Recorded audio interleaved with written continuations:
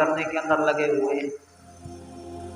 میرے بھائیوں، میں نے آپ کو پہلے بھی کئی مرتبہ بتایا ہے کہ کتنی مصنوعات ہیں قادیانیوں کی یہاں پر کہ جن کو ہم خریدتے ہیں، اسی خریدنے کے اندر ہم الحمدللہ مسلمان ہیں، محمد الرسول اللہ صلی اللہ علیہ وسلم کو آخری نبی مانتے ہیں، اور محمد الرسول اللہ صلی اللہ علیہ وسلم کے بعد کسی کو ہم نبی نہیں مانتے، اور حضور صلی اللہ علیہ وسلم کی ختم نبوت کے اوپر ہمارا پورا ایمان ہے، اور انا خاتم النبیین لا نبی بعدی، کہ ہم محمد الرسول اللہ صلی اللہ علیہ وسلم کے بعد کسی کو اور کو نبی نہیں مانتے۔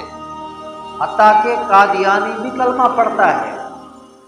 یہ اس وقت کا جو موجودہ خلیفہ ہے مرزا غلام احمد قادیانی کا، یقین جانے میں نے اس سے کلمہ سنا ایک دن نیٹ کے اوپر۔ اب آپ لوگ جلدی ناراض بھی ہو جاتے ہیں کہ نادیہ رمضان ایک پی ٹی آئی کی ورکر تھی اور وہ ووٹ مانگنے کے لیے گئی، اور وہاں پر اس نے یہ کلمہ پڑھا، اور ایسا کلمہ پڑھا کہ آج ہم اگر اپنے کسی مسلمان بھائی سے کہیں کہ لا الہ الا اللہ محمد الرسول اللہ، تو ہمارا سادہ مسلمان اتنا اچھا کلمہ نہیں پڑھ سکتا جتنا بہترین طریقے سے تجوید کے ساتھ اس نے کلمہ پڑھا۔ اور آپ بھی کہیں گے کہ یار اتنا بہترین کلمہ یہ پڑھ رہا ہے، ان کو آپ لوگ کافر کہتے ہو۔ مفتی محمود رحمت اللہ علیہ نے جب اسمبلی کے اندر ان کے ناک میں نکیل ڈالی، اس وقت بھی وہ یہی بات کر رہے تھے، یہی کہہ رہے تھے کہ آپ ان کو، ان کے جب جبے کو، ان کی جب امامے کو دیکھا تو انہوں نے کہا کہ ہاتھ کے اندر عصا ہے، اور اتنے بڑے بزرگ کو تم کافر کہتے ہو۔ مفتی صاحب نے کہا ذرا صبر کرو، ساری باتیں آپ کے سامنے آ جائیں گی۔ جب وہ نکیل ڈالی نا ناک کے اندر تو ساری باتیں کھل کے سامنے آئیں، پھر پتہ چلا اچھا یہ تو الو کے پٹھے ہیں بہت بڑے۔ اور آج بھی اگر سادہ لو ہمارے مسلمان جب اس کا کلمہ سنیں گے تو وہ کہیں گے یار کتنا اچھا کلمہ پڑھ رہے ہیں یہ۔ ان کے دل اور دماغ کے اندر یہ محمد الرسول اللہ، آمنہ کے لال عبداللہ کے لخت جگر نہیں ہوتے، یہ یاد رکھو ہمیشہ۔ ان کے دل اور دماغ کے اندر مرزا غلام احمد قادیانی ہوتا ہے، محمد الرسول اللہ صلی اللہ علیہ وسلم کو وہ نبی نہیں مانتے۔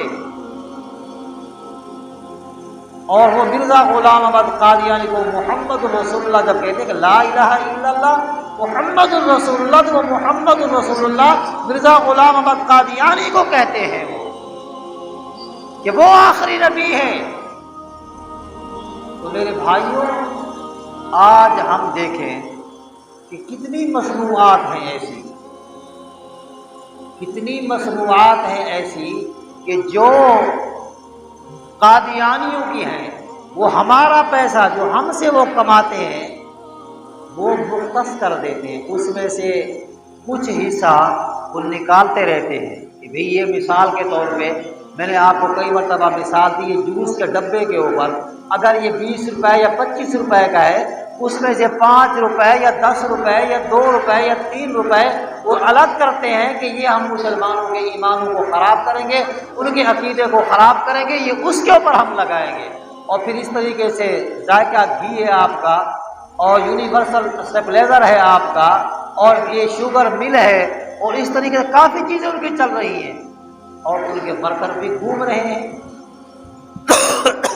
وہ آ کر ہمارے مسلمانوں کے آگے، اور میں نے آپ کو شاید پتہ نہیں پہلے بھی ایک بتایا کہ نہیں بتایا، یہ ریڈی گوڈ کا علاقہ ہے ساحل سمندر کے اوپر، میں وہاں پڑھاتا رہا، جمعیت تعلیم القرآن کی طرف سے مجھے وہاں استاد مقرر کیا گیا کہ آپ نے یہاں پر مدرسے قائم کرنے۔ طاہر عبداللہ صدیقی ناظم تعلیمات تھا، کسی بندے نے ان کو آ کر کہا جمعیت تعلیم القرآن والوں کو کہ آپ ساحل سمندر کے اوپر کم از کم ہمیں 8 مدرسے قائم کر کے دیں. ان کو پتہ تھا اس چیز کا، اور اپنی حکمت عملی سے آپ نے ان کو اور ان استادوں کی تنخواہیں ہم دیں گے. اور ہمیں بھی معلوم نہیں تھا کہ یہاں پر وجہ کیا ہے.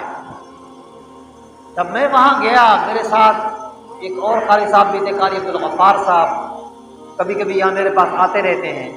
جب آپ وہاں گھسے، یقین جانیں کہ جب ہم مسجد کے عصر کا ٹائم ہو گیا، ہم نے جا کے نماز پڑھی، تو جب نماز میں ہم نے کہا کہ وہ مولوی صاحب نماز پڑھا رہا ہوگا آگے، ہم نے بھی جا کے اس کے پیچھے نیت کر لی، کھڑے ہو گئے.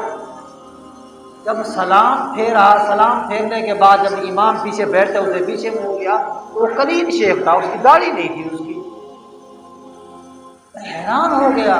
خیر بہرحال قاری عبدالغفار صاحب نے بھی کہا کہ بھائی جب ہمیں بتایا گیا ہے کہ حکمت عملی سے یہاں کام کرنا ہے، تو ہم نے یہاں مدرسے تو قائم کرنے، یہ ہمارے اوپر امتحان ہے، ہمارے اوپر یہ امتحان ہے. اچھا، وہاں پر ہم نے دیکھا کہ ہیروین عام بک رہی ہے، چرس عام بک رہی ہے، اور لوگ جناب، اچھا وہاں کی عورتیں چرس بیچتی ہیں، وہاں کی عورتیں ہیروین بیچتی ہیں. میں نے کہا یار باقی بات تو حقیقت ہے، ہمیں حکمت عملی سے یہاں کام کرنا ہے. خیر بہرحال 2-4 دن ہمیں لگے. ہم جا کر وہاں کے وڈیرے جو تھے ان کو جا کے ملے، ان سے ملاقاتیں کی. ان کو کہا کہ یار آپ کے بچے اس طریقے سے گھومتے رہتے ہیں، کوئی کلمہ سیکھ لے گا، وہ قرآن پاک کی تعلیم حاصل کر لے گا، کوئی الف با سیکھ لے گا، وہ قرآن پڑھ جائے گا، ہمیں ثواب ملے گا. اگر آپ ہی ہمارا ساتھ دو گے، اللہ پاک آپ کو بھی اس کا اجر دے گا. جس طریقے سے ایک ہمارا انداز تھا، ہم نے اس انداز کو اپنایا.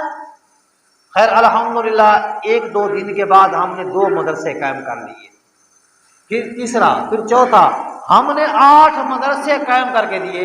یقین جانے کہ اس وقت طاہر عبداللہ صدیقی نے ہمیں بلا کر تمام استادوں کے اندر کھڑا ہو کے ہمیں کہا کہ یہ وہ شخص ہیں جہاں پر ہم 1 سال سے لگے ہوئے ہیں، ہم مدرسے قائم نہیں کر سکے، انہوں نے 2 دن کے اندر ہمیں 8 مدرسے قائم کر کے دیے.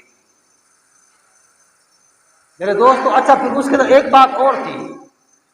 اسی مرزا مسرور کا خطبہ آتا تھا، جو میں بات آپ کو بتانے والا ہوں. خطبہ آتا تھا ٹی وی کے اوپر جمعے والے دن کا. اب ہمیں بتایا گیا، جب باتیں چھڑی، ختم نبوت کی باتیں آئیں، ہم بچوں کو بتاتے تھے ہمارے نبی آقا محمد رسول اللہ صلی اللہ علیہ وسلم آخری نبی ہیں، کیونکہ بچوں کے ذہنوں کے اندر بھی، جوانوں کے ذہن کے اندر بھی. اس نے کہا یار ہمارا ایک نبی کا خلیفہ ہے، اس کا خطبہ آتا ہے. پھر ہم نے، کیونکہ جمعہ کو ہماری چھٹی ہوتی تھی، پھر ہم دونوں گئے وہاں جا کے ٹی وی کو آگے رکھ کر، وہ ٹی وی کے اندر نماز پڑھاتا تھا اور ٹی وی کی آواز پوری ہوتی تھی، باقی پیچھے لوگ اس کے نماز پڑھتے تھے. جمعے کی نماز وہاں پر باقاعدہ ہوتی تھی اس کے اوپر. پھر ان کو سمجھایا اور جا کر ان کے عقیدوں کو ہم نے ٹھیک کیا. میرے دوستو، یہ ایسے سادہ مسلمانوں کے اندر گھس کر یہ کام کرتے. آج ہم نے اپنے معاشرے کے اوپر کیا کی؟ کوئی ہم نے محنت نہیں کی. آج ہم نے اب لوگوں کو، مسلمانوں کو ہم نے اپنا عقیدہ بتایا نہیں ہے. اگر آج ہم اپنا عقیدہ بتاتے تو خدا کی قسم میں کہتا ہوں کہ آج ہمیں بات کرنے کی ضرورت بھی نہیں.